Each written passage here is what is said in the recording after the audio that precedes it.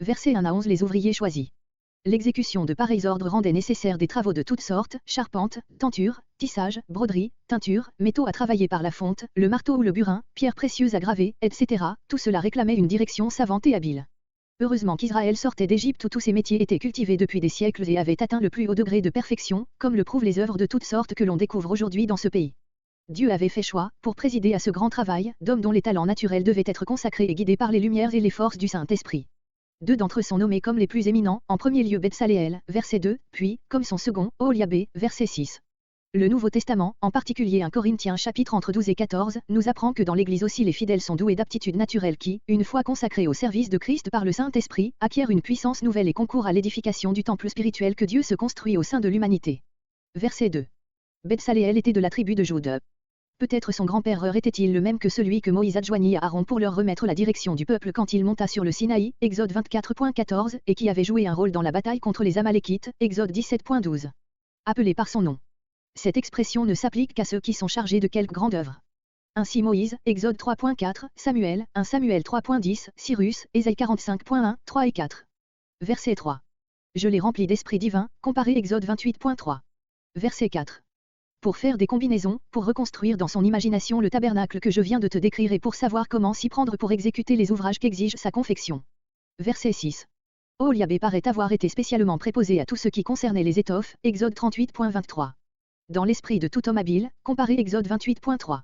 Ils étaient nombreux, ceux que leurs aptitudes naturelles rendaient propres à ces divers travaux et auxquels Dieu communiqua une impulsion sainte et une lumière supérieure en vue des tâches diverses qu'il aurait à remplir. Verset 7. Versets 7 à 11. Les objets qui ont été décrits dans les chapitres 25 à 30 sont énumérés ici à peu près dans le même ordre, si ce n'est que l'autel des parfums est nommé avec les autres meubles du lieu saint et la cuve d'airain immédiatement, après l'autel d'airain à la coste. Verset 10. Les vêtements de cérémonie et les vêtements sacrés. La traduction du premier de ces termes est conjecturale. Il faut probablement, d'après Exode 39.4, entendre par là les vêtements richement brodés qui étaient particuliers aux grands sacrificateurs, surplis, éphod, pectoral, tiare.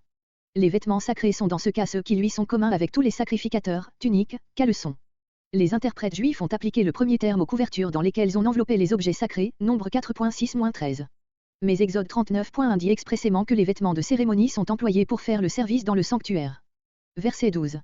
Verset 12 à 18 La loi du sabbat et le dos des deux tables de la loi. Verset 12 à 17 Le sabbat. Comparé Exode 20.8-14. Il est difficile de comprendre pourquoi cette ordonnance sur le sabbat se trouve placée à la suite d'instructions relatives au tabernacle. Quelques interprètes ont supposé qu'elle avait trait spécialement aux travaux concernant l'établissement du sanctuaire, pendant la durée desquels le sabbat devait continuer à être observé, aussi bien que dans le cours ordinaire de la vie, mais rien dans le texte ne conduit à cette idée. Nous croyons plutôt qu'en terminant cette ordonnance sur le lieu où devait être célébré le culte rituel, Dieu a voulu mettre en relief l'ordonnance du sabbat, comme l'unique commandement rituel du décalogue et montrer la relation étroite qui existe entre le lieu de culte et le jour principal du culte. Verset 13. Un signe entre moi et vous.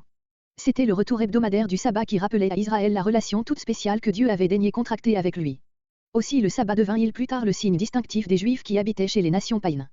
Qui vous sanctifie, qui imprime par cette institution sur votre vie entière le sceau de la consécration à mon service. Verset 14. Doit être mis à mort. Les prescriptions sabbatiques antérieures, Exode 16.22, Exode 20.9, Exode 23.12, ne contenaient rien de semblable.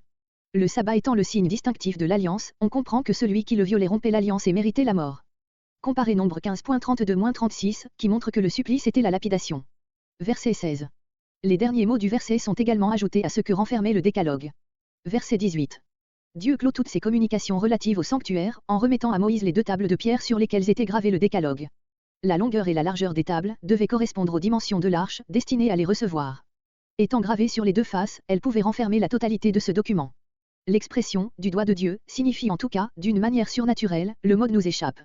Cette conclusion du morceau précédent est en même temps la transition au récit suivant, Exode 32.1 à 34.35, qui est en grande partie tiré du document jéhoviste, mais dans lequel paraissent être insérés des fragments d'autres provenances.